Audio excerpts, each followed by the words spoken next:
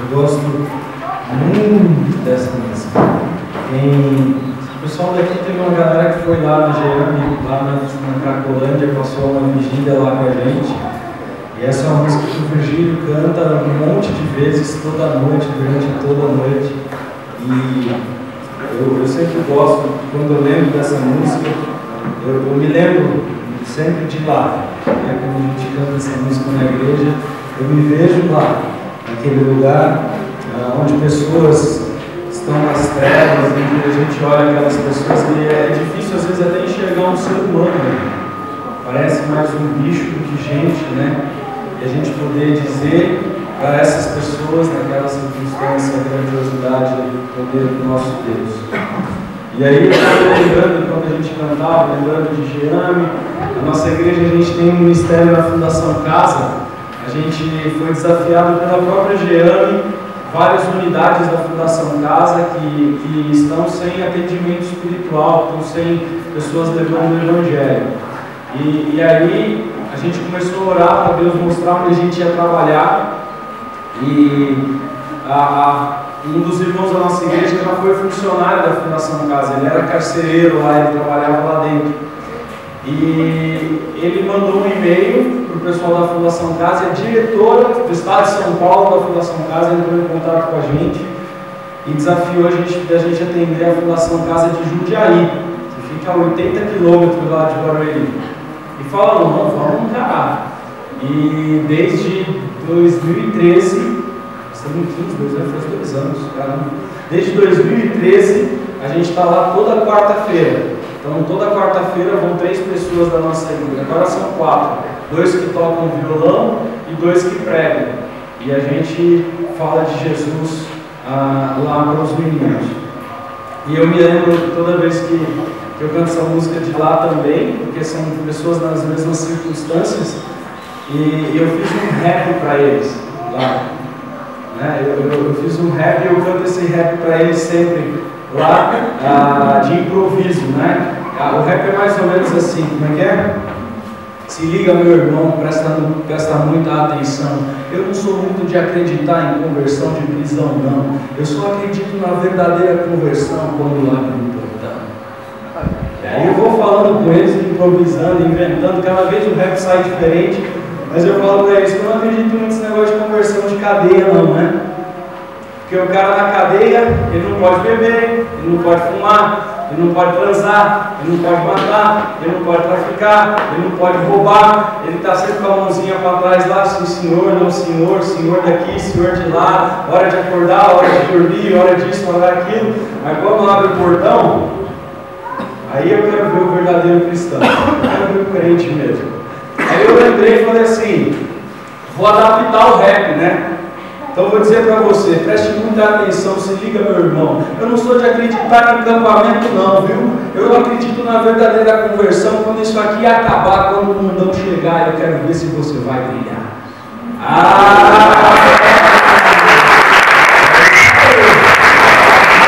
Eu quero ver convertido, transformado quando sair daqui, né? Acampamento fala, pô. Está todo mundo crente, todo mundo é de Jesus, está todo mundo ouvindo mensagens pancadas e está quebrantando uma porrada às vezes, mas vai indo, né? E Deus vai falando com você, e você vai se enchendo de motivação, eu quero servir a Deus e tal, e acampamento no final, todo mundo chorando, aquele negócio, no final de acampamento, bênção. Aí quando vê, quarta-feira, quinta-feira, volta às aulas, volta ao trabalho, volta à rotina, e pode ser que até você fique emocionado por 1 mês, por 2, por 3, mas vai esfriando, diminuindo, e quando for lá no meio do ano você já está nos mesmos pecados de novo. Né? Nós temos que buscar uma transformação definitiva nas nossas vidas, não uma transformação de verão, né? É uma transformação de vida. Bom, hoje a gente vai falar sobre, a gente está até agora só metendo o pau na igreja, né? Destruímos a igreja de Jesus, metemos um cacete, falando mal de tudo quanto era coisa, de tudo que está errado, expurgamos a igreja, os pastores, os membros, diáconos, liderança, louvor, músicos, todo mundo. para ver a realidade onde nós estamos. Mas a partir de agora nós vamos começar a contemplar, a olhar a igreja de Jesus. O que Jesus tinha em mente quando começou a igreja? Nós já vimos isso no primeiro dia nosso, quando a gente falou da declaração de Pedro, que o centro da igreja é Cristo. Mas agora nós vamos ver como os apóstolos botaram essa realidade em prática, como que esse Cristo, que é o centro da igreja, se tornou de fato no dia a dia das pessoas. Tá bom? O que isso significa? Então, a gente vai gastar essa manhã pensando sobre o que é igreja. Qual é o padrão de igreja? Vamos lá, Atos dos Apóstolos, capítulo 2. Se você tem aí na sua Bíblia, você pode abrir.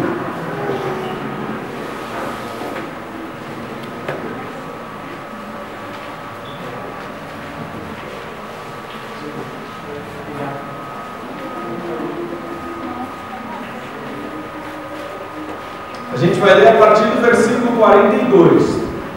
Só para te contextualizar, você lembra o que está acontecendo aí? Jesus morreu, certo? Ressuscitou. Quantos dias ele passou aqui na terra mesmo? 40, tá querendo me enganar, né? Ele passou aqui 40 dias, tendo o último tempo com seus discípulos, com algumas pessoas em particular, como os 2 homens lá de Emaús, que é um total de quantas pessoas? Né? Mais de 500, muito bem, muito glória aí, né? Vai gravando bem isso aí, tudo que a gente falou ontem. Então ele teve contato com essas pessoas. Só um detalhe antes da gente chegar aqui. Quais foram as últimas palavras, a última mensagem mais firme para os discípulos antes de Jesus morrer? Vão e pregar. Não, não tem nada de pregar, não. Anunciar. Não. Vão e quê? Façam discípulos. Façam discípulos. Porque a gente está mal acostumado com essa parada de pregar. Isso precisa mudar na cabeça da igreja. A gente acha que eu fui lá e entreguei um folheto aqui. Posso te entregar um folheto? Segura aqui. 4 leis espirituais, tá? Eu vou usar os seus dedinhos, tá? Você é pecador. Jesus morreu pelos seus pecados, creio, aquela coisa assim. Então você precisa de Jesus. Você quer Jesus? Sim, vou orar por você. Pronto, está salvo. Ganhei uma vida para Cristo. Não foi isso que Jesus mandou fazer. Não foi isso que Jesus mandou fazer. E a gente acha que é isso aí, né? Cumpri meu papel. Não. Ele falou, vão e façam. O que a palavra discípulo significa? Seguidor. Seguidor. Seguidor de quem? Você é seguidor de Cristo em um dia, em 5 minutos, com 5 leis espirituais e uma oração na cabeça? Para você ensinar alguém a ser seguidor de Jesus, quanto tempo durou para você seguir Jesus o que você segue hoje? Quanto tempo as pessoas que investiram na sua vida para que você fosse o seguidor de Jesus hoje dedicaram a você nesse processo? Então o que Jesus mandou a gente fazer é discípulos. Jesus não mandou a gente pregar, Jesus mandou a gente discipular. E discípulo, dá trabalho, exige tempo, exige dedicação diária. É bom que a gente anuncie o Evangelho para uma pessoa, para que ele acorde, para que ele entenda uma realidade, que a gente ore pela vida de alguém, como eu fiz aqui. Eu não estou dizendo que isso é pecado, que é errado, que quem faz isso não está agradando a Deus, não é isso. Mas esse é só o primeiro passo. Isso é só o início. Isso não é a ordem de Jesus. A ordem de Jesus é, cara, o negócio é o seguinte, já que você aceitou Jesus aqui hoje, está aqui meu telefone, esse aqui é o endereço da minha casa. A partir da semana que vem, terça-feira, a gente se encontra, tá bom? Porque eu quero conversar mais do que foi para você, o que você entendeu do que eu falei, como é que você acha que vai ser sua vida daqui para frente. Eu quero conversar com você sobre isso, tudo bem? Tudo bem? Esse é o processo. E aí, toda terça-feira lá em casa, e estudo bíblico, vida cristã, transformação, e fala para o cara, ó, o que você viu eu fazendo, você faz também. Porque a palavra discípulo, desse discípulo no grego, é colocar um passo no mesmo passo que a pessoa já pisou. Eu me lembro que uma vez eu e a Arite, a gente foi lá para a Patagônia, na Argentina, e a gente foi fazer uma trilha em cima de uma geleira.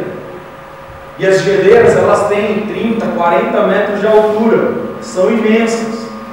E ela racha, né? Então abrem valas enormes, que você olha assim, você não vê o fundo. Aquele vão branco vai se transformando em azul escuro, até você olhar só aquela mancha preta lá embaixo. Só que neva. Então quando cai a neve, fica aquela neve toda por cima, você olha aquele campo branquinho, você fala, nossa, eu vou correr aqui.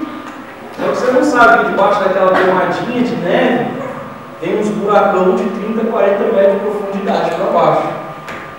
Então, quando você vai andar num lugar desse, não dá para pegar um Zé Cabeção que nem eu, que não conhece, que não sabe de nada, e botar uma volta e sair andando. Então, quando a gente foi andar lá, vai um guia na frente. E o guia vai com um bastão. Ele já é experiente de andar naquele lugar.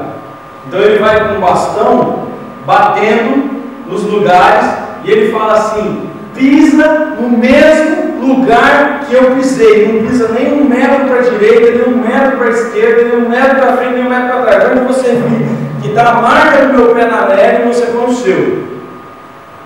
E aí vai ele na frente lá, e você vai olhando onde ele pisou, você põe o pé. E aí você olha na neve, a gente foi com um grupo com umas 15, 20 pessoas, quando você olhava na neve, você não via 15, 20 pegadas. Você só via uma pegada de uma pessoa, parecia que só uma pessoa passou por ali. Mas na verdade passaram 15, 20. Isso é discipulado. É quando você olhar para a vida dessas pessoas que estão te seguindo, porque você está seguindo a Jesus, eles não vão ver os passos seus, nem os passos dessas pessoas, eles vão ver os passos de Jesus. E é o que você tem na sua devocional aí de hoje. Se você tem um papelzinho na sua cadeira, na sua mão, você vai ver que é isso que está falando aí. E nós temos um projeto de vida de seguir os mesmos passos de Jesus. Aí, inclusive, eu quero recomendar para você esse livro. Tem um livro aí que eu sugiro aí, né? Do Charles Sheldon, Em Seus Passos, O que Faria Jesus? Se você não leu esse livro ainda, leia. Vai trazer muito mais coisa para a sua vida do que 50 anos precisa. Bom? Então, leia Seus Passos, O que Faria Jesus. É engraçado, né? Porque as pessoas se andam no... Se você sugerir para as pessoas lerem Seus Passos, O que Faria Jesus, Jesus, que chato. Eu quero ler 50 tons de cinza. Aí eu estava vendo um comentário na internet, psicólogos estudando, por que 50 tons de cinza é tão famoso. Então eu estou estudando os resultados desse livro, as implicações sociológicas e tal. E aí eles descobriram que pessoas que leem 50 tons de cinza são mais retardadas. É sério. Descoberta científica, comprovação que as pessoas que leem 50 tons de cinza ficam mais alienada, mais burra, fica uma pessoa mais debilitada mentalmente. É sério, eu estou brincando não. Os caras estão estudando e descobriram isso aí. Eu acredito, viu? Eu acredito. É uma coisinha porcaria. Mas vamos lá. Então, Jesus planejou a sua igreja para que seja um grupo de seguidores dele. Então Jesus morre e fala, façam discípulos, certo? Beleza. Aí Jesus ressuscita, passa um tempo aqui, 40 dias, e aí então chega o tempo da ascensão dele. Qual é a última palavra de Jesus antes da ascensão? Façam discípulos. E aí Jesus sobe, não sobe? Tem a ressurreição, a ascensão de Jesus. Jesus sobe aos céus, ele é assunto aos céus. E aí, você já percebeu o que acontece depois que Jesus é assunto aos céus? Os apóstolos, os discípulos, essas mais de 500 pessoas, ficam olhando para o céu. Jesus vai voltar. Nosso Senhor é glorioso, né? Poxa, o Senhor subiu para o céu. Como o Senhor é bom. Nossa, Jesus está voltando. Quando será que Ele vai voltar? Nossa, que lindo, meu Senhor subindo do céu. Esse cara ali, olhando para Jesus, contemplando a glória de Jesus, esperando a vinda de Jesus. Aí chegam para eles dois varões, dois anjos, bate na mão dos caras e falou: varões galileus, por que vocês estão olhando para o céu? Vocês não sabem que Ele já disse para vocês que vai voltar? Para de olhar para o céu, filho. Vai fazer o que Ele mandou vocês fazerem. Vão fazer o que Ele disse que vocês têm que fazer. Então, eu percebo que muitas vezes a gente, dessa parada egoísta que a gente já conversou durante esses dias todos, a gente fica pensando: eu já sou salvo mesmo. Eu vou para o céu, Jesus vai voltar, está tudo bem, estou garantido. Então a gente se reúne como igreja, a gente vai lá e glorifica, e canta, e a gente canta as coisas bonitas que eu vou ter lá no céu. Aí eu enfrento as lutas dessa vida, doença, desemprego e tal, e eu vou bem nessa parada aí, porque eu sei que os problemas daqui são passageiros, são temporários, é garantido o céu, né? Que eu vou ter uma eternidade toda para desfrutar de paz e de alegria.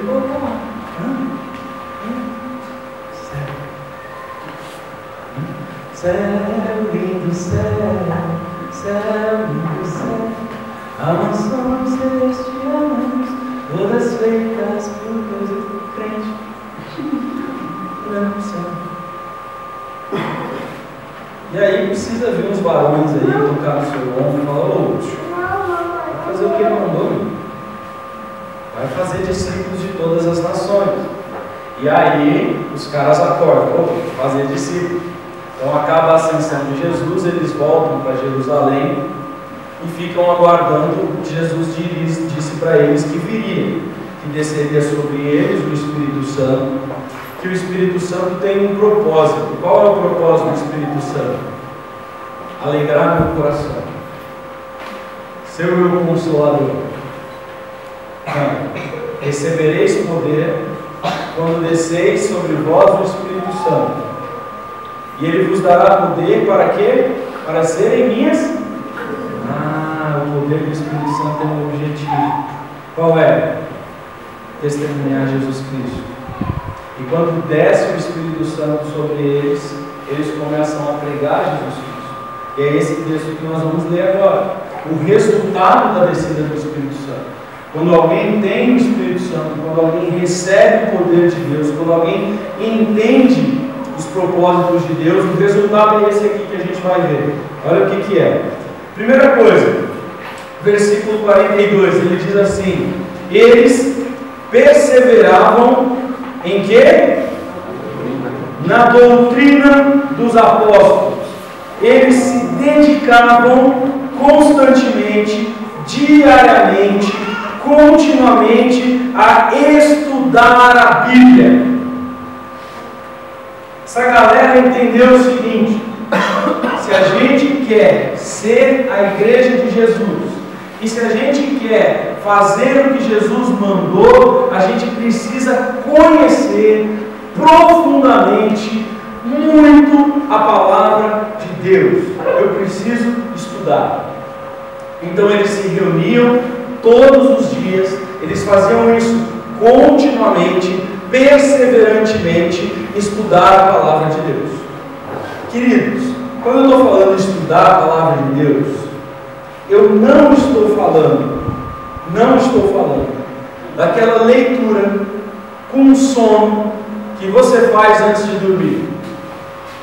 Tem muita gente que acha que estuda a palavra de Deus, ele pega lá na noite, em casa, cansado no final do dia, ele senta na cama, bota 3, 4 travesseiros atrás, meia luz já, né, com só o abajur ligado, cobertorzinho nas pernas, não é? Aí ele põe a Bíblia no colo e começa a leitura.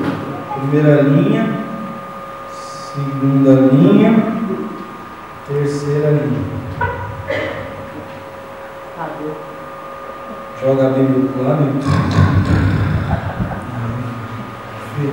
estuda a Bíblia todo dia. perseverar na doutrina dos apóstolos é esses caras realmente, o que eles fizeram em primeiro lugar? Vamos escrever tudo que os apóstolos falarem. Por que nós temos cartas no nosso Novo Testamento? Por que você tem o Novo Testamento na mão, registrado? Porque Mateus falou assim, peraí, eu preciso escrever o apóstolo, eu preciso escrever tudo que Jesus disse. Aí veio Lucas, enviado lá do médico, Lucas o médico veio enviado do seu tutor, do Teófilo. Peraí, eu preciso registrar, vou investigar tudo que esse Jesus fez e falou, vamos anotar isso aqui. O apóstolo João falou, peraí, eu preciso também escrever aqui. Depois veio Paulo e começou a falar, não, deixa eu buscar as coisas que os apóstolos ensinaram, que o Antigo Testamento ensinou, que fala acerca de Jesus.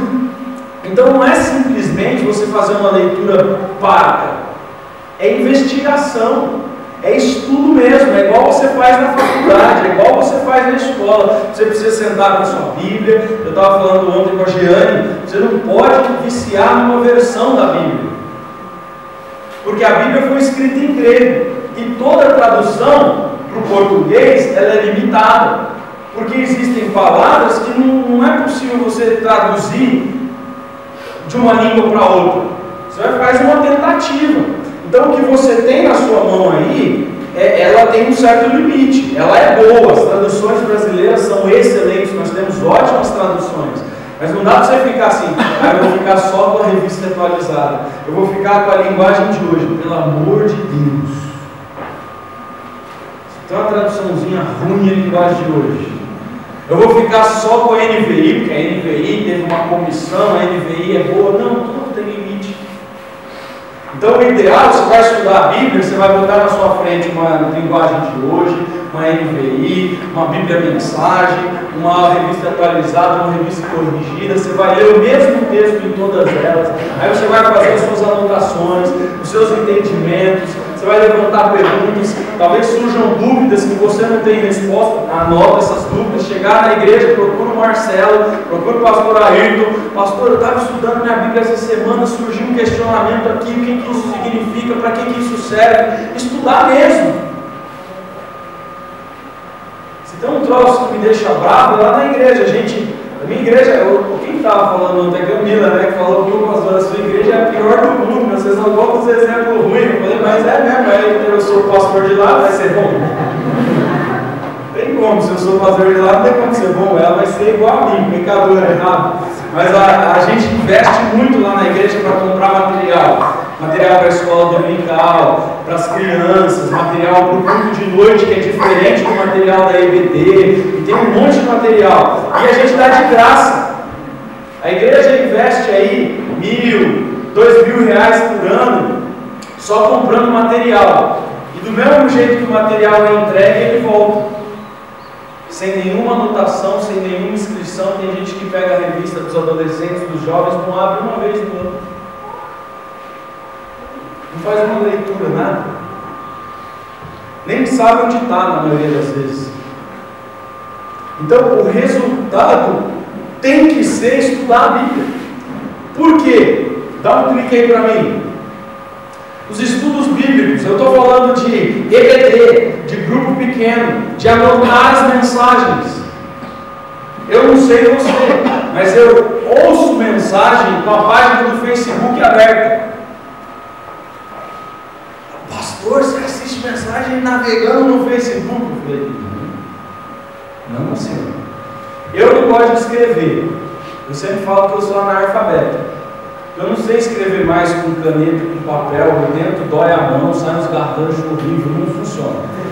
E computador é ruim para você levar na igreja e você ficar com o computadorzão aberto lá digitando. Então o que eu faço? Eu estou ouvindo uma mensagem, você vai ver muitas vezes, você vai entrar no meu Facebook e está lá assim, domingo, 21 horas. 21 horas ou 20h30, é hora de culto, tem que estar na igreja. Aí você vai ver lá uma anotação minha. Essa anotação é fruto da mensagem que eu estou ouvindo. O pastor Márcio está pregando, ele fala alguma coisa que toca o meu coração, que eu quero guardar, que eu quero comunicar, que eu quero compartilhar, que falou muito comigo. Escrevo lá, põe entre parênteses, pastor Márcio e esse mundo.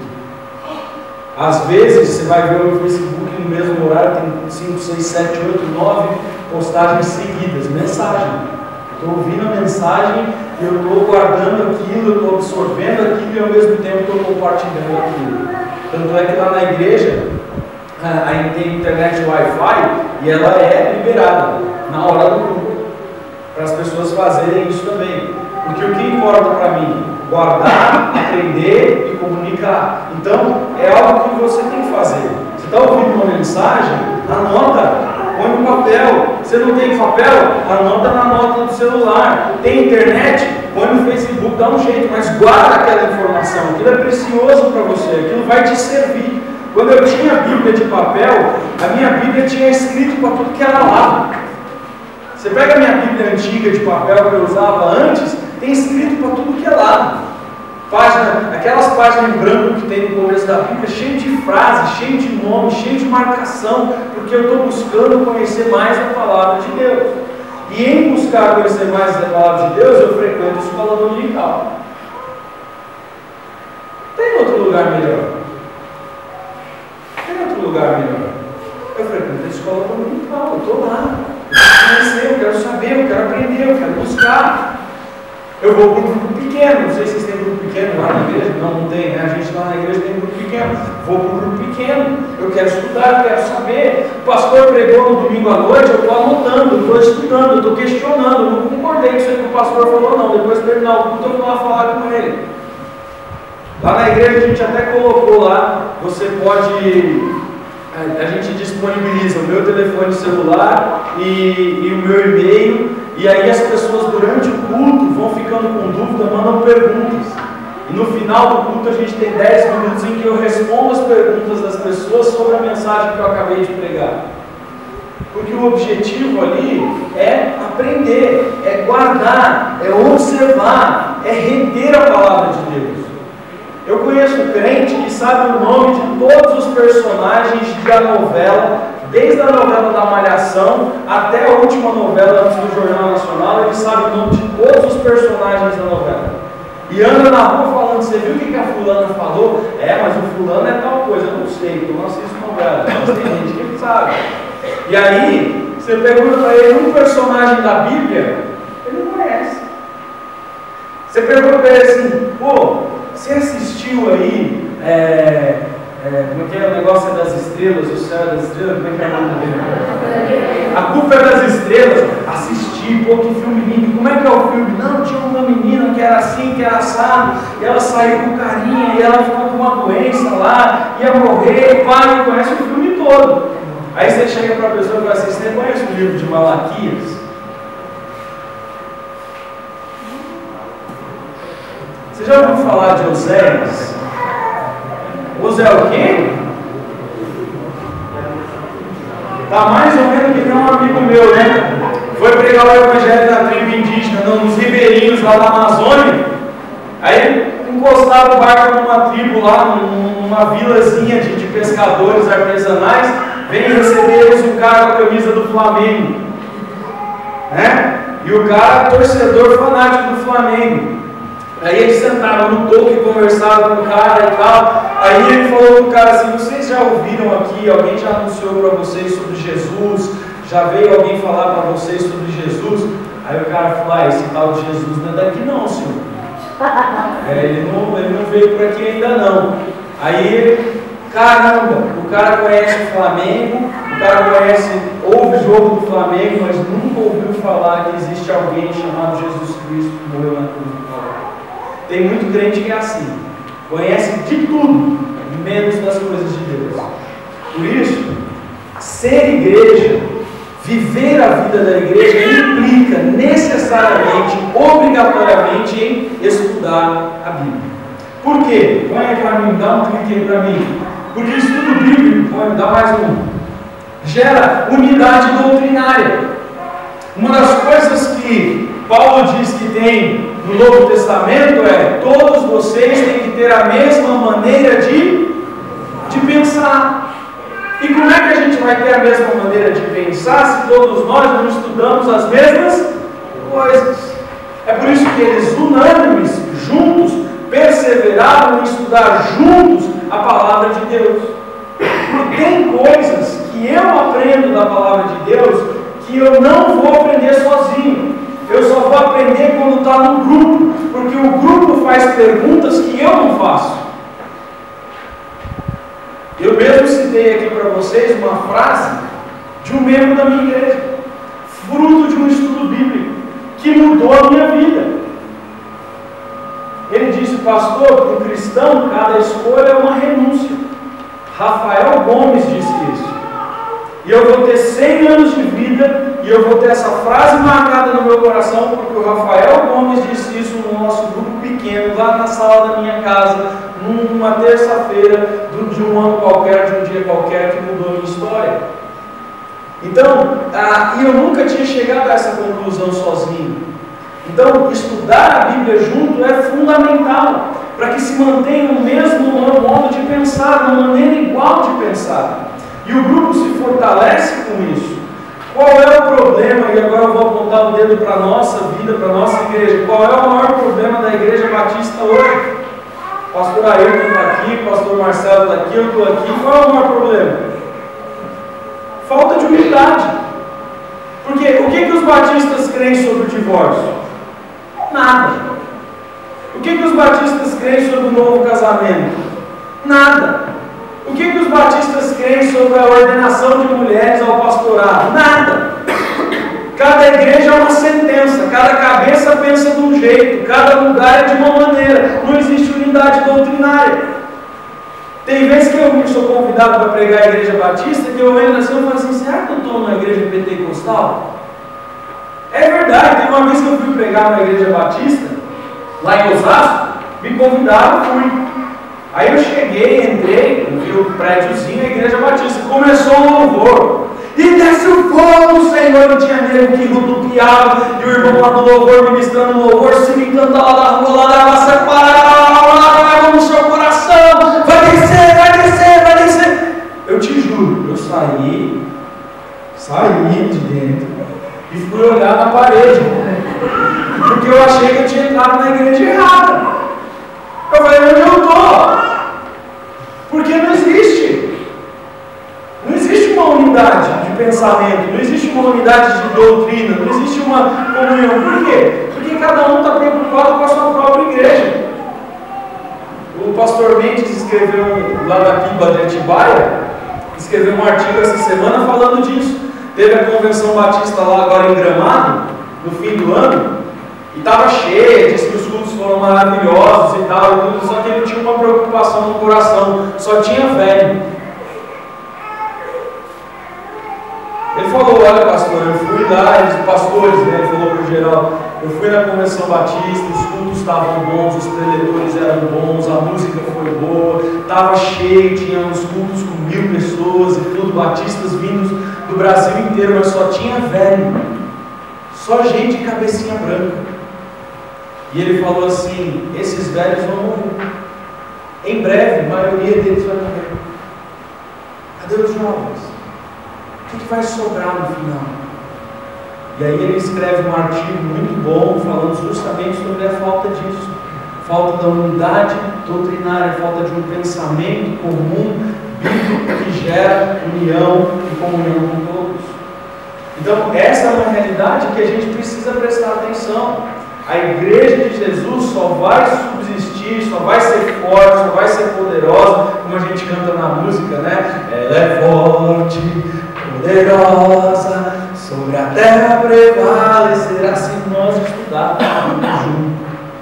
Se a gente se dedicar ao estudo profundo das Escrituras.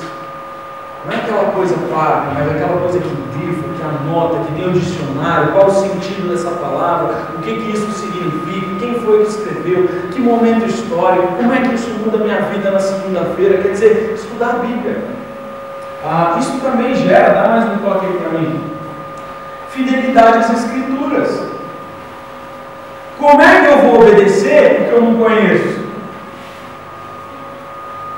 Como é que eu vou saber o que é certo e o que é errado se eu não conheço o que Deus acha que é certo?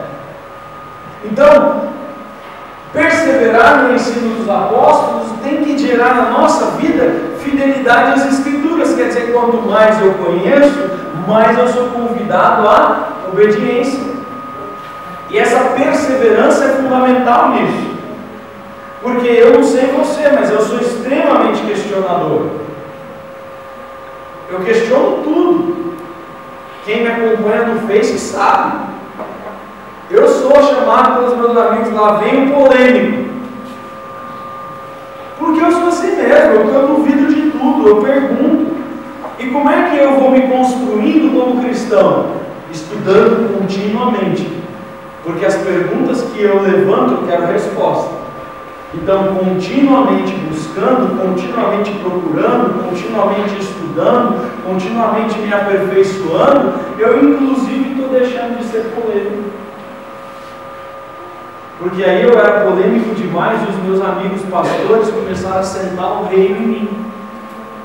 Gente que eu amo e que eu considero como os meus pastores, porque eu também preciso ser pastoreado. E aí eles começaram a falar, cara, você está falando a coisa certa, mas você está falando do jeito errado. Você está certinho no que você falou. O que você falou é bíblico, o que você falou está certo, o que você falou tem que ser realmente assim, mas o jeito que você falou não está bom. Porque o que você está falando está passando para as pessoas orgulho, arrogância, um monte de coisa. Aí eu comecei a quebrantar o meu coração. Então, é no estudo bíblico que nós vamos buscar o quê? Fidelidade às Escrituras. É ali que nós vamos aprender e vamos ser exortados e vamos ser construídos como cristãos, estudando a Bíblia. O que mais? Olha para a gente aí. Obediência a Deus. Acho que está bem entendido isso para a gente. Vamos passar adiante. Bom, então, querido, primeiro passo. Você quer ser transformado? O texto de Romanos, que é o tema desse retiro, é: antes, transformai-vos pela renovação da sua mente. Como é que você renova a sua mente?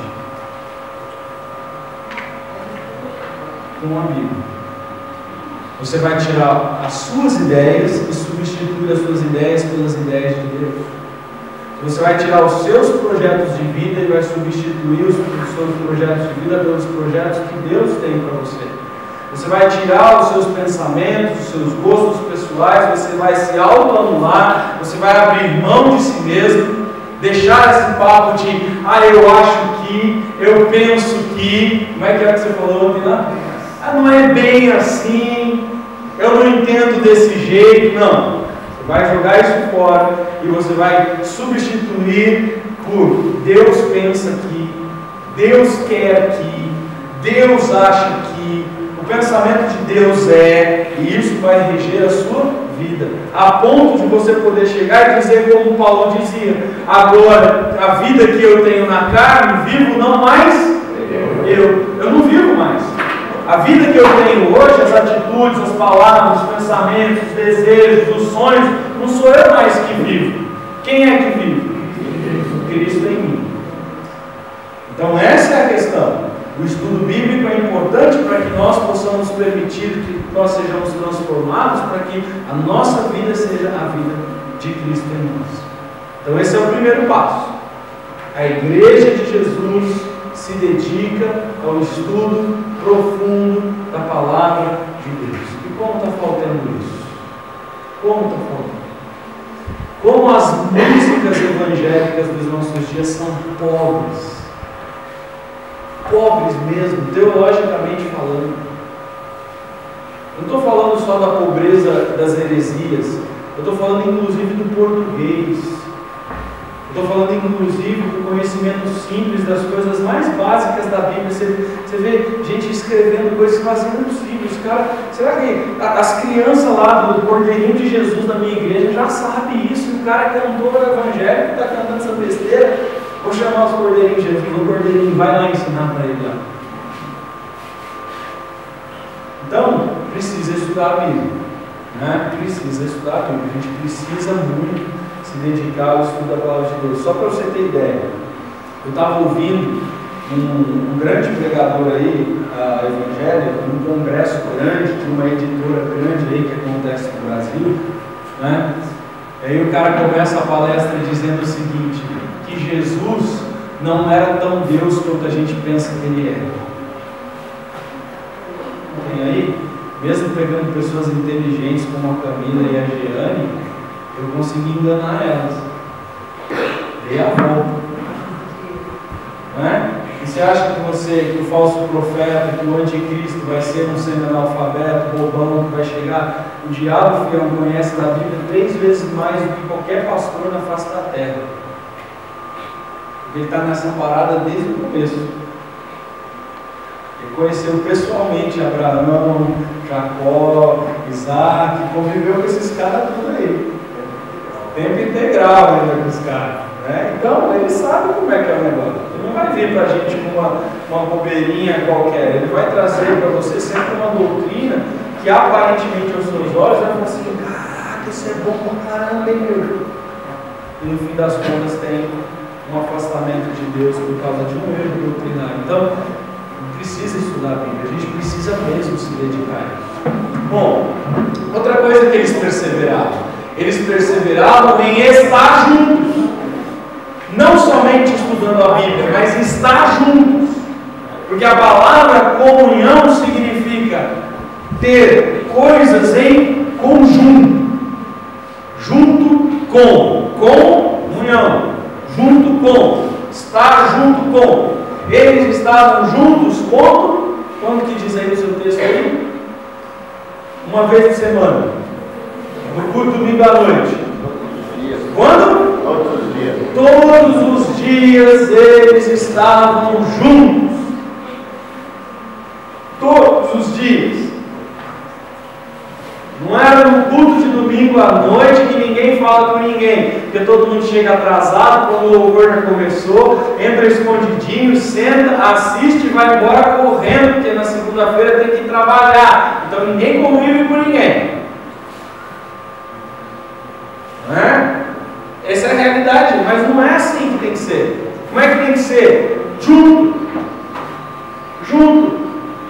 É tomar café da manhã, é almoçar, é jantar, é ir para o cinema, é ir para o shopping, é ficar junto, é ir para o parque, é estudar a palavra de Deus. Sim, esse é um dos focos, mas não só esses, estar juntos.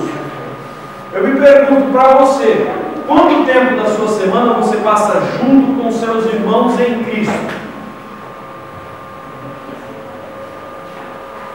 Quanto? Agora vamos ver por que estar junto é importante. Por causa de criar relacionamentos e vínculos profundos. Agora eu te pergunto, por que é importante a igreja ter um relacionamento profundo e íntimo um com o outro? Para um aconselhar o outro, porque quando eu convivo com você, eu sei o cheiro do seu bunda. Essa é a expressão que eu uso lá na igreja. Intimidade é conhecer o cheiro do peito do outro. Você não sabe, vocês que vivem, quem é família aí, você é família? Quando você está num grupo lá assim, está na igreja lá, aquele banco, aquele monte de gente assim, aí está lá sua mãe, seu pai, seus irmãos, e um deles peida, você sente o cheiro, você sabe quem é, não sabe? Lógico que sabe, porque vocês convivem junto todo dia, não é? Aí está acostumado a um cheirar do outro, aí sente assim no meio do ambiente, aí tem um monte de pessoa que não é do grupo, aí você sente o cheiro e fala assim, eu sei de quem é.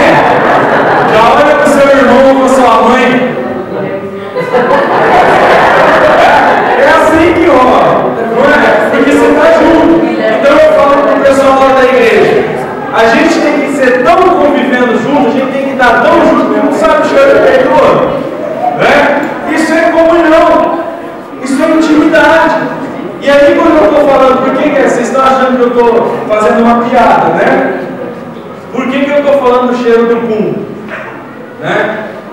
Por que eu estou falando do cheiro do pum? Vocês estão falando assim, esse pastor está fazendo piadinha. Não é desproposital a piada. A piada tem um propósito. Porque o pum é o anúncio de que vem alguma coisa depois, né? E o que vem depois não é bom. Ou é? Não. Não é? É ruim. Então, quando a gente vive em comunhão, a gente sabe os podres do outro. A A gente sabe o que está errado na vida do outro. A gente conhece os pecados do outro. Quando a gente não convive, quando a gente vai só no culto de domingo à noite, é aquela peça que a gente viu aqui, né? Todo mundo com a sua mascarinha de crente, né? O casamento está um lixo, o marido não respeita a mulher, mulher não respeita o marido, os filhos não respeitam o pai, é uma desgraceira danada, dentro de casa uma tragédia. Vejo pessoas assim que a filha almoça no quarto trancada, o filho almoça no outro quarto trancado, o pai almoça na sala ali sozinho, e a mãe almoça na cozinha sozinha, e ninguém se relaciona com ninguém. Chega na igreja, o braço dado, os filhos amados, o irmão parece que nem pisa no chão.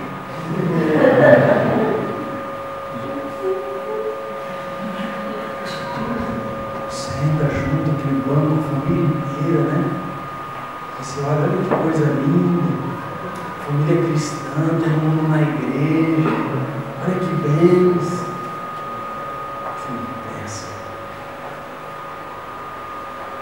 Esses dias, como a gente é hipócrita, né? Como a gente põe essas máscaras. Eu que sou pastor, eu estou junto com as pessoas, então eu conheço um pouquinho mais, né? Aí na segunda-feira, eu fui fazer discipulado com uma menina da minha igreja, uma pré-adolescente. Aliás, o pastor Márcio foi fazer discipulado com ela. E ela chegou e falou: pastor, lá em casa está mó sombra. Minha mãe e meu pai brigando o tempo todo, meu irmão está namorando uma menina que não é crente, e já levou até em casa, mas meu pai e minha mãe estão me escondendo de vocês, e está uma bagunça, eu também não estou nem aí para nada, eu sento lá no meu quarto, fecho a porta, fico navegando no computador e vendo novela para não ficar me envolvendo em briga e não sei o que e tal, não sei o que, papapá. Ela contou isso para o pastor Márcio na segunda-feira no discipulado.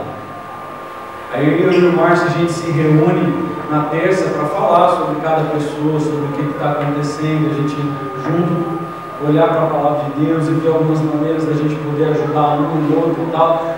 E ele compartilhou isso comigo na terça-feira. Quarta-feira eu vou para o culto. Final de ano agora, novembro, em dezembro, último culto de quarta-feira do ano. Aí esse irmão levanta no culto e fala assim: pastor, eu quero terminar esse ano agradecendo a Deus, louvando a Deus porque a minha família é uma bênção, meus filhos são uma bênção, minha casa é uma bênção, e Deus tem me abençoado grandemente. Eu olhando para a cara dele pensando assim: é sim, irmão. Mas quando a gente convive, a gente sabe. Porque eu convivo, eu sei que não é aquilo ali. E eu vou ter que chegar nele. Eu estou orando por isso, eu estou colocando isso diante de Deus, mas eu vou ter que me aproximar dele e vou falar assim: irmão, você falou lá naquele culto que a sua família é uma bênção, mas não é bem assim não, querido. Porque a sua filha veio conversar comigo, eu sei que está acontecendo isso, que está acontecendo isso, que está desse jeito, que está assim, que está assado. Então, quando a gente convive, a gente sabe os pontos dos outros. E aí, quando a gente sabe os pontos dos outros, a gente pode o quê? Tratar. Porque nós estamos na igreja para isso. Para ter tudo em, para confessar os nossos pecados uns aos outros, para sermos exortados e edificados uns aos outros. E não aumenta o nosso relacionamento. Então, se você convive com a igreja, você vai crescer como crente e você vai edificar outras pessoas. Mas se você só vai no culto de domingo à noite, você vai botar sua mascarinha de hipocrisia, vai fingir que você é um crente que você não é, as pessoas vão te ver lá chorando, ouvindo a mensagem, se emocionando e vão falar: poxa, que cristão bom, que família exemplar, que coisa linda. E no fundo não é nada disso. E a gente só vai saber quando a gente convive. Né? E muitas vezes as tragédias acontecem e a gente fica escandalizado. O casal da igreja se divorcia, aí todo mundo: se divorciou, o que aconteceu? Era um casal tão lindo, estava tudo tão bem na vida deles, um exemplo de família na igreja. Exemplo escambau.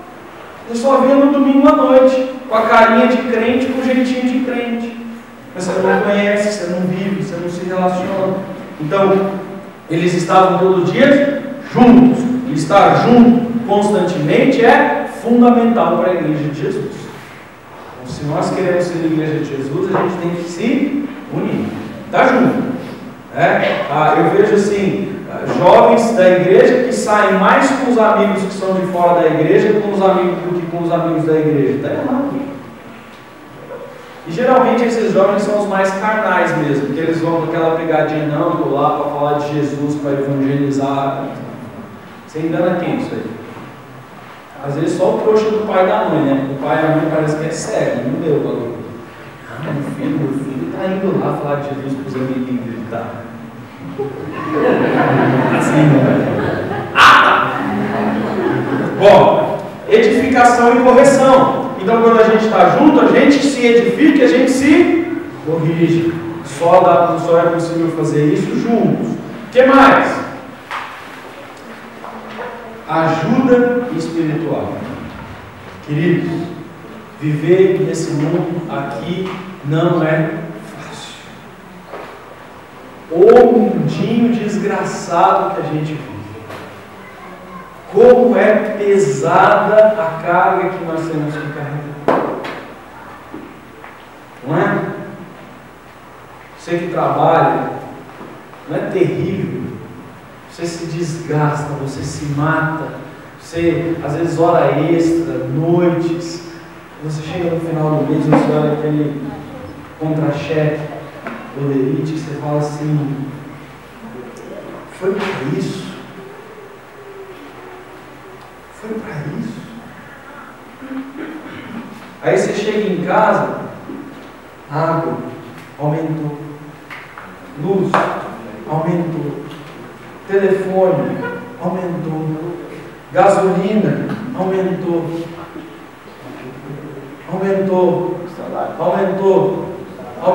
mas o salário. E aí quando chega no final do mês, você vê que o dinheiro não dá. Quando chegou lá para o dia 15, para o dia 20, já acabou o dinheiro. E aí você fala assim, mas eu preciso, aí seu filho chega em casa da escola, o tênis aberto assim, porque o tênis que você comprou para ir para a escola, ele usa para jogar bola na escola. Ele acha que é chuteira. Aí arrebentou o tênis. E aí ele chega para você e fala assim, pai, eu quero um tênis de R$300. Você olha para o seu ali, para o seu contra-cheque e fala, você ama seu filho. Você ama muito seu filho. Você quer muito dar esse tênis para ele. O seu coração está assim, pô, se eu tivesse, eu dava. Mas você não tem. Aí às vezes por amor você vai e faz a besteira de comprar. E aí você não consegue pagar. Você paga a primeira parcela, mas a segunda já não dá. Porque você já tem umas 10 ou 15 parcelas do agasalho, do boné, da roupa, da escola, do não sei o que, do plano de saúde. Aí você começa a ficar estressado, ficar cansado, um belo dia você sente uma dorzinha aqui, aí você vai no médico, aí você chega lá no médico, o médico pede um monte de exame e fala, olha, nós descobrimos uma pedra aí, e vamos precisar fazer biópsia, acho que é câncer.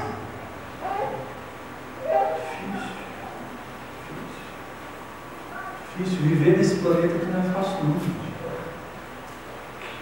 Muito difícil. Muito difícil, a vida não é fácil. São doenças, são situações econômicas, são governos, são patrão enchendo o saco, te humilhando no público, pessoas dentro da empresa querendo puxar o seu carro, te derrubar. Molecada aí querendo começar a vida, não é fácil não, né, galera? Não é fácil. Você acordar às 6 horas da manhã, pegar 1, 2 horas de trem, de ônibus para chegar no trabalho, trabalhar o dia inteiro, sair de lá direto para a faculdade, aí você fica na faculdade até 11, 11h30 da noite, chega em casa meia-noite, 1 hora, para no outro dia 5 horas de pé de novo, aí você fala assim, bom fim de semana para mim? Não tem trabalho, tem leitura, tem TCC, tem igreja, tem isso. Não é difícil? Agora, sozinho é impossível. Sozinho é impossível. Sozinho ninguém aguenta. Eu preciso de alguém. Preciso de alguém que eu boto a cabeça no peito eu ponho tudo para fora, e eu choro, eu me abro, eu falo das minhas dores, dos meus sofrimentos, das minhas cargas, dos meus pecados, porque sozinho só eu e Deus não rola tanto. Eu preciso sentir Deus, não só na palavra e na oração, eu preciso sentir Deus botando o braço no meu ombro. Aqui, deita aqui, filho. Estou aqui. E esse Deus, no qual eu deito a minha cabeça, ele tem nome, CPF e RG e endereço. No meu caso, talvez você conheça o pastor Alexandre.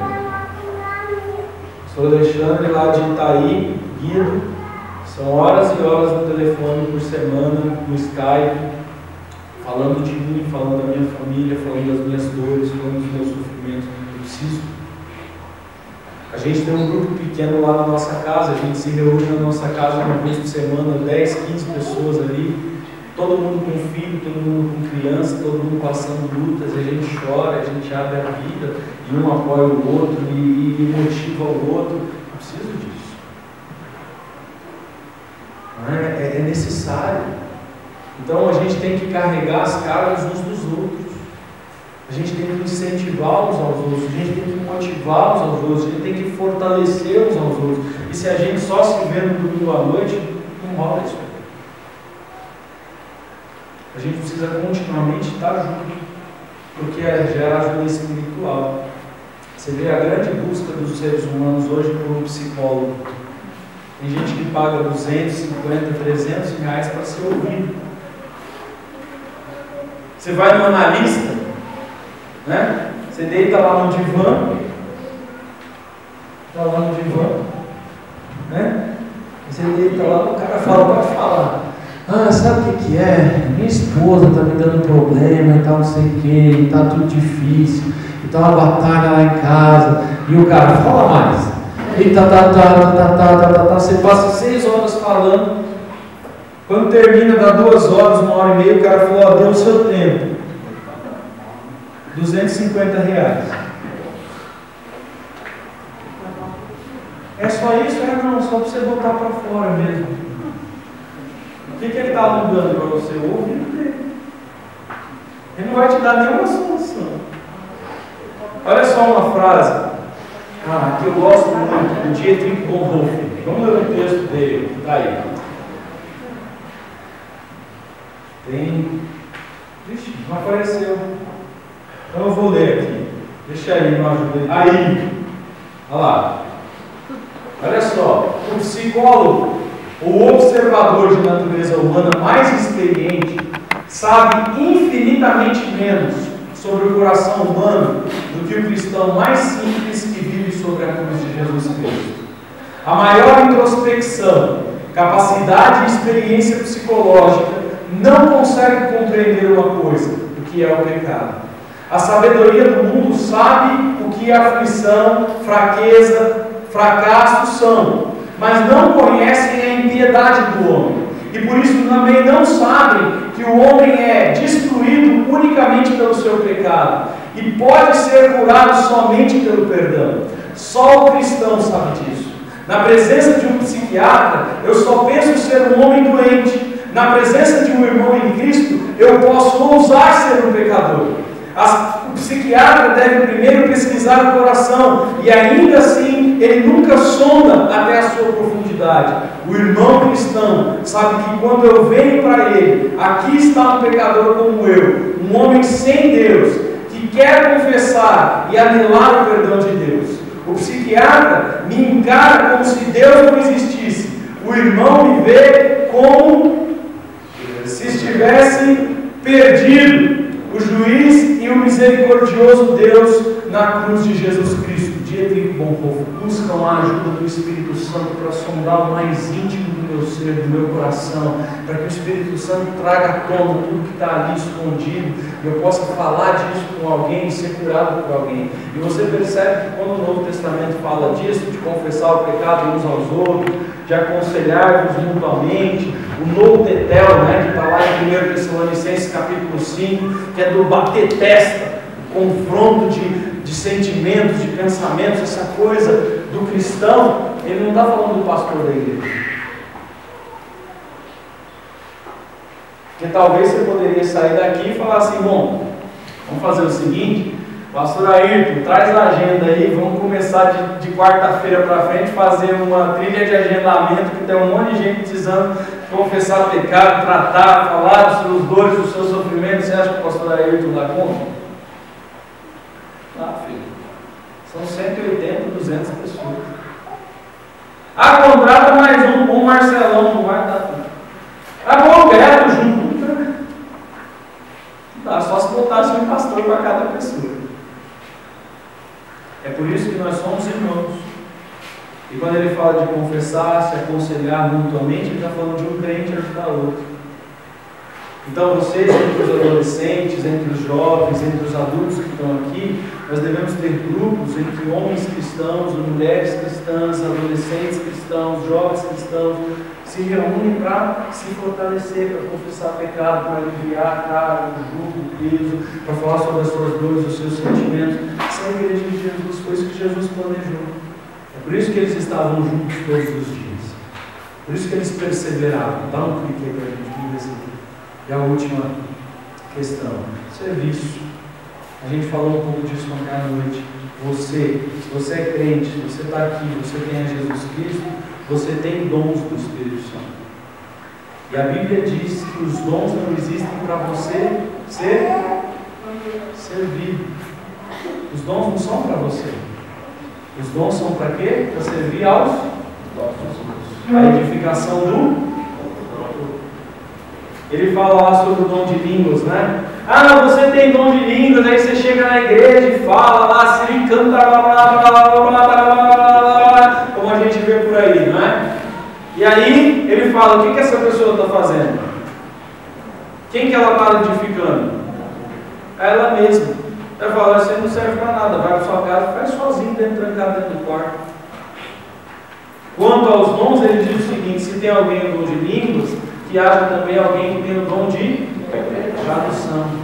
E quando ele falar, não é para ele chegar e falar assim, fulana de tal, tem uma revelação para você, é isso que ele diz lá? Não. Ele fala, só fale se for edificar quem? O indivíduo só? Não, o corpo. É para a edificação do corpo de Cristo.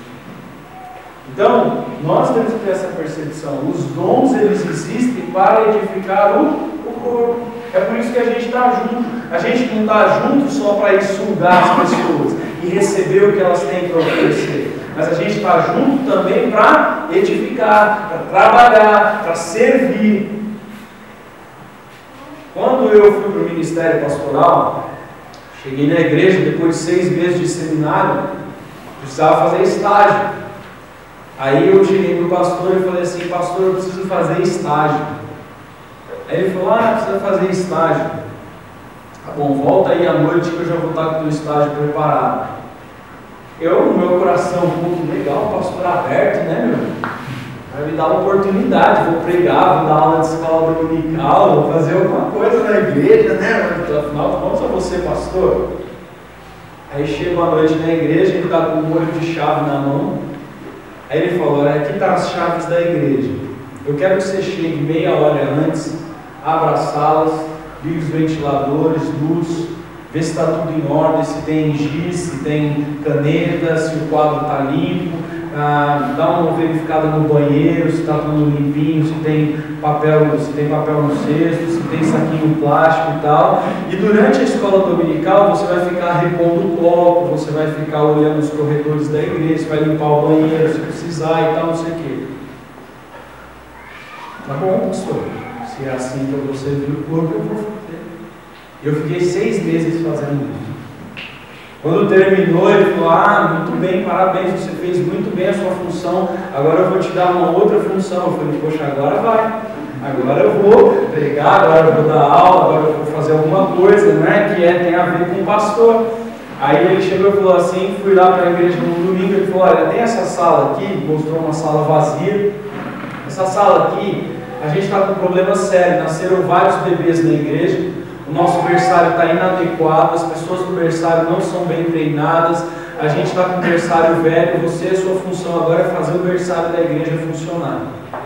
Então você vai decorar a sala, você vai comprar os berços, você vai fazer isso, vai fazer aquilo, você vai treinar os professores, você vai buscar livros que falam sobre bebê e vai trazer pessoas para dar palestra. Eu quero que você organize a maternidade da igreja.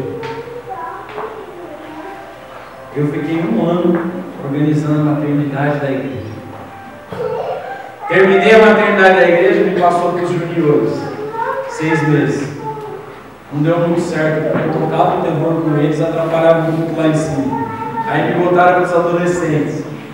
E dos adolescentes para os jovens. E eu só fui pregar pela primeira vez na minha vida depois de 3 anos que eu estava no seminário. E ainda eu fui pregar achando que eu estava preparado. O pastor falou assim: você vai pregar. Eu falei: opa, agora chegou a minha vez. Eu esperei isso durante 3 anos, a primeira vez. Você vai pregar no culto de jovens. Eu falei: ixi, batata, fácil ir com o pé nas costas. 3 anos de seminário, tem um monte de conteúdo teológico, vou pregar sim, tal, não sei o quê. Aí eu chego, conhecia todos os jovens, crescemos juntos na igreja, de pequenininho, todo mundo crente ali, todos meus amigos, maravilha. Aí eu chego na igreja, eu não sabia, congresso de jovens, 600 jovens. Minhas pernas davam para ver, meus amigos na frente, tudo dando risada e falando, batendo no joelho no outro, eu tremia assim, ó. Aí o pastor falou: você tem 30 minutos, sabe quanto tempo eu falei? 3. Eu li, gaguejando o texto que estava à minha frente. Orar, vou orar. No nome de Jesus, sentei, o pastor veio e pregou. Não aguentei o tranco. Então, é servir. Mas você acha que eu parei? Não, continuei pregando. Coitado de quem não ouviu no começo.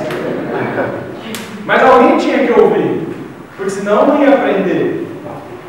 Não é? Então, é isso que é o corpo de Cristo. É um lugar para eu servir. Servir.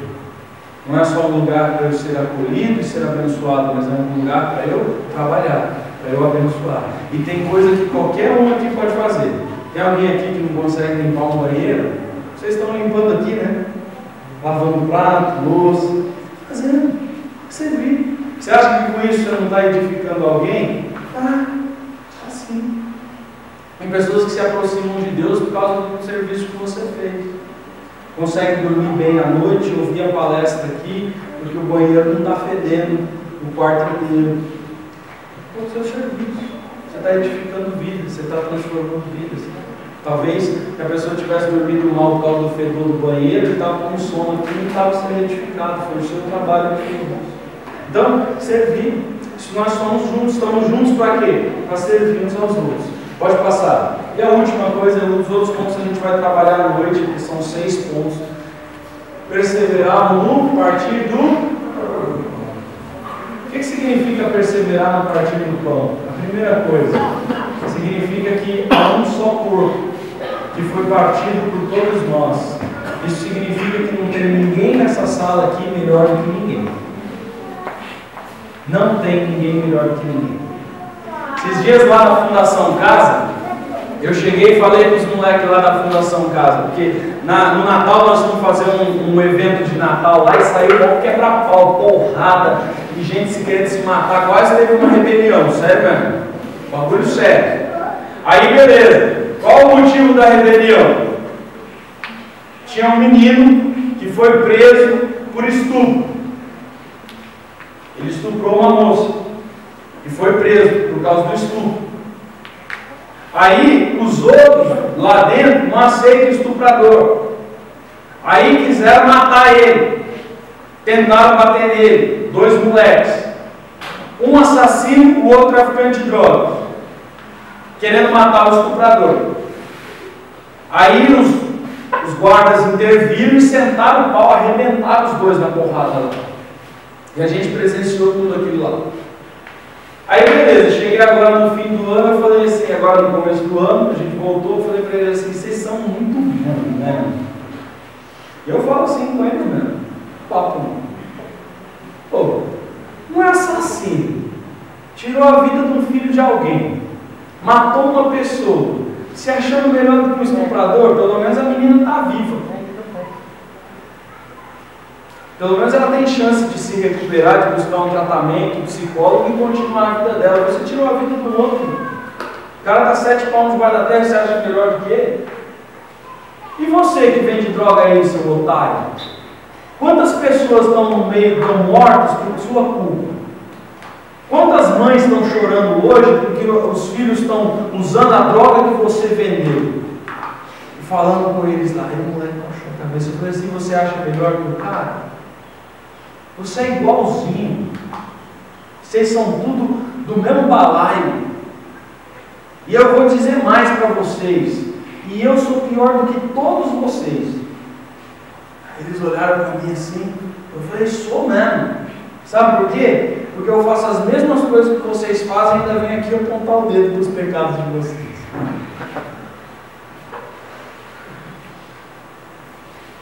Nós todos somos iguais, queridos. Nós todos comemos do mesmo pão, que é o sacrifício de Jesus Cristo. Eles perseveravam na ceia do Senhor, porque a ceia do Senhor lembra para todos nós que tem ninguém melhor do que ninguém aqui. Quando a ceia do Senhor é servida lá na sua igreja, não tem nenhuma bandejinha de ouro para servir em grupo de pessoas, tem? Tem um pão que é melhor lá, não vai todo mundo comer o mesmo pão de forma é igual para todo mundo? É, não é? Ou tem alguém que come Big Bolt, 12 gramas, tem alguém que recebe Big Bolt 12 gramas lá? Não? É todo mundo mesmo com alguma mesmo? Então é igual para todo mundo, não é? Isso significa que todo mundo come do mesmo pão, do mesmo corpo, nós todos somos iguais. Se você está dentro da igreja, se você acha que você é melhor do que alguém, você está muito enganado. Você não é melhor do que o estuprador, você não é melhor do que o mentiroso, você não é melhor do que o ladrão, você não é melhor do que ninguém. O sacrifício para ele é o mesmo. Qual é a condenação para o roubo? Inferno. Qual é a condenação para o assassinato? Inferno. Qual é a condenação para a mentira? Qual é a condenação para a inveja? Qual é a condenação para qualquer pecado? E qual é a salvação para qualquer pecado? Jesus. Somos todos iguais. Então a igreja é um lugar que a gente vai e persevera no partir do pão. A gente persevera em tolerar as pessoas. Perseverar no partir do pão significa assim, eu vou conviver com esse cara. Ele é o... Como é que é? One man. Ele é o one man. Mas o que eu vou fazer, cara? Jesus morreu por ele também. Jesus morreu pelo one man. E ele, por mais chato, penteiro que ele seja, e por mais mentira que ele conte, eu vou amar o one man. Porque eu sei que, de alguma maneira, eu também sou o one man. Não é? É ou não é? É isso, gente. A galera das antigas está rindo, porque o one man, quem não conhece, era um cara que veio no retiro das antigas aqui, né? E o cara contava vantagem, falava um monte de coisa, e ela foi dar o cara de one man, né? Porque é isso aí, eu queria mal o one man, a igreja está cheia, tá? Tá, aqueles fofoqueiros, eu tenho que amar essa galera. Lá na igreja tem os tiozinhos velhinhos, os velhinhos mesmo da igreja, eles me odeiam. Você imagina por quê? Eu não consigo imaginar. Eu não consigo pensar por que os velhinhos da igreja me odeiam. Não tenho. Eu realmente não tenho. Por que os velhinhos da igreja?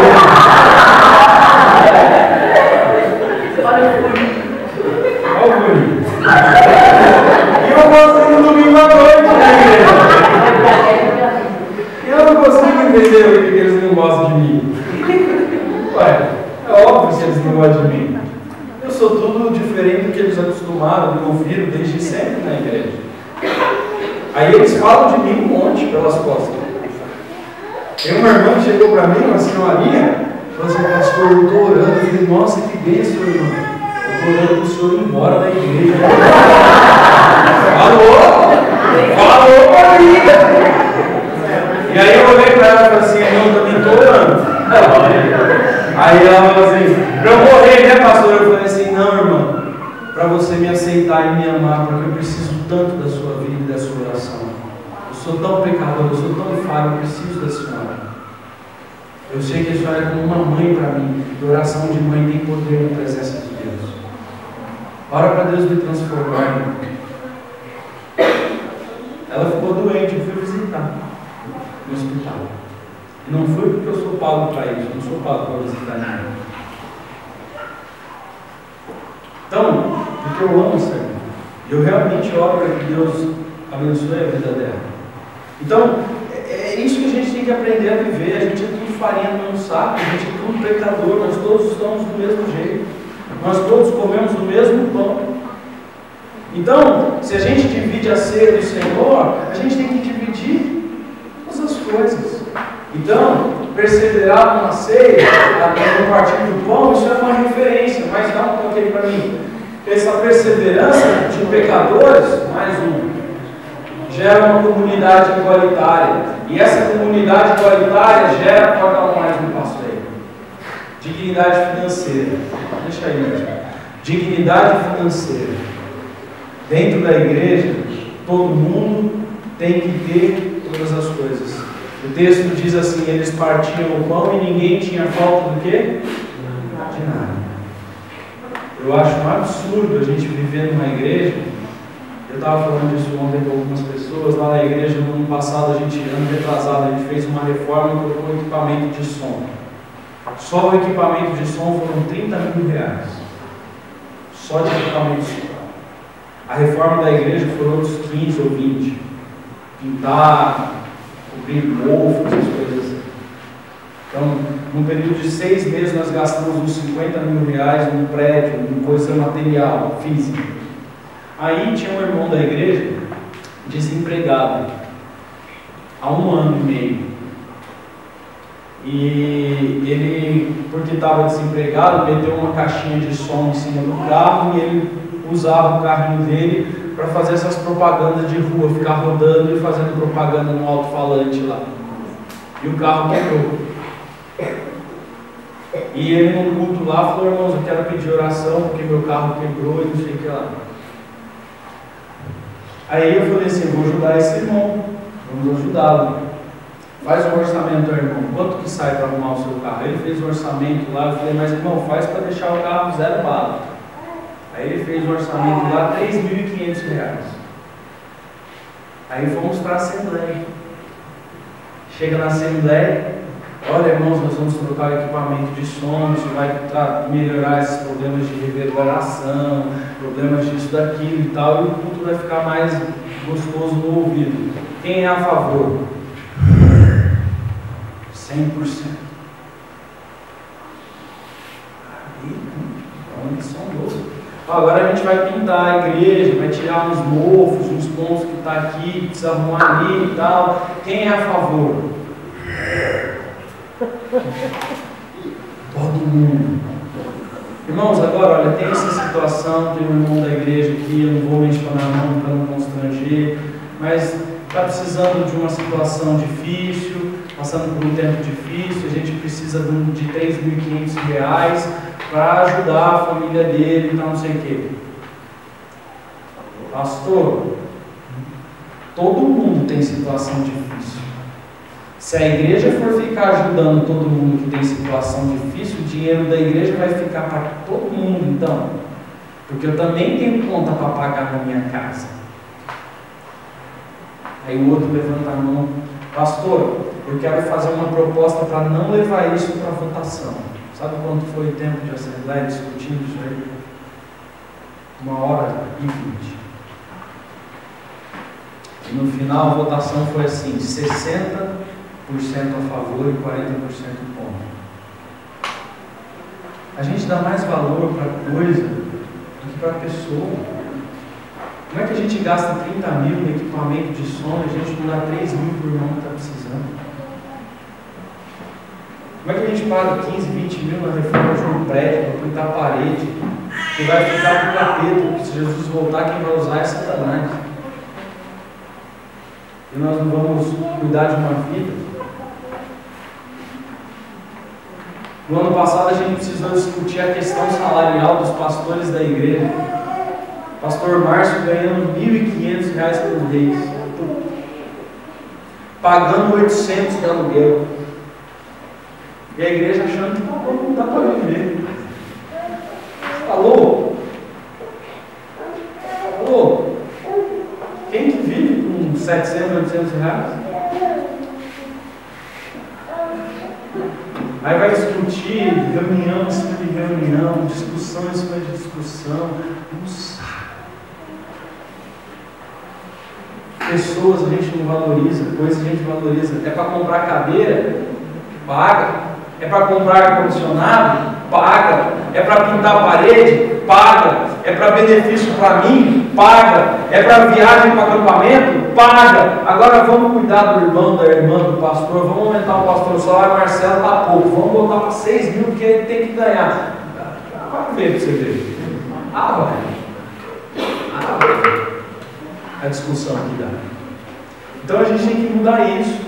A igreja, é impossível ser igreja de Jesus sabendo que eu tenho comprando um tênis de 500 e o irmão está orando para ter o arroz e feijão no almoço. Isso não é igreja. Isso não é igreja. Eu quero terminar. Dá 2, 3 cliques aí para mim. Ela significa ajuda física e participação. Pode voltar. Aí, e participação. E eu quero terminar esse tempo aqui de manhã passando um vídeo para vocês.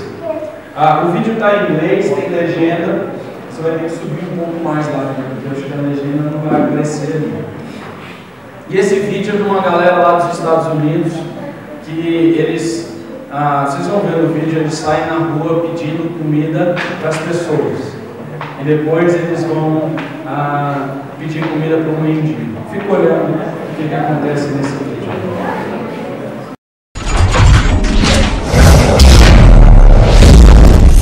Here, look at the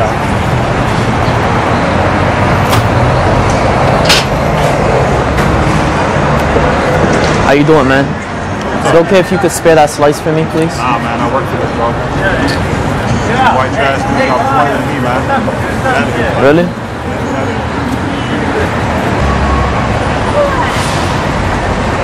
Hi, how you doing, man? What's up? Can I please have a slice? I'm very hungry. I'm sorry, brother. I can't. Not today. Alright, sorry for asking. Enjoy your slice, sir.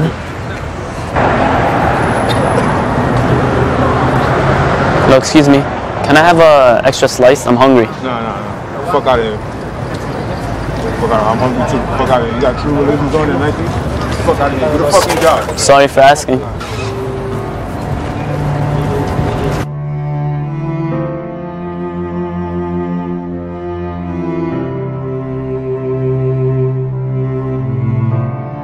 What's going on, buddy?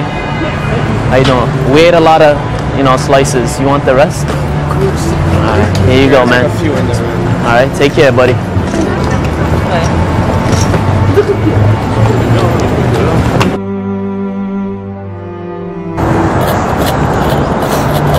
Hello, how you doing? I'm really hungry. It's hard out there, man. You have an extra slice in there? Yeah, you sure? You wouldn't mind? Appreciate it, man. It's so hard out there. Yeah. I know how you feel, man. It sucks. I really thank you. Thank you so much.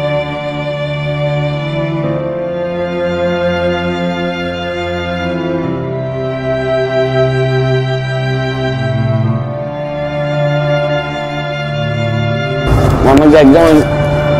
Thank you once again. I appreciate it so much. And I wanna being so generous to me. I wanna give you a nice little tip, man. Thank you. God bless you, alright?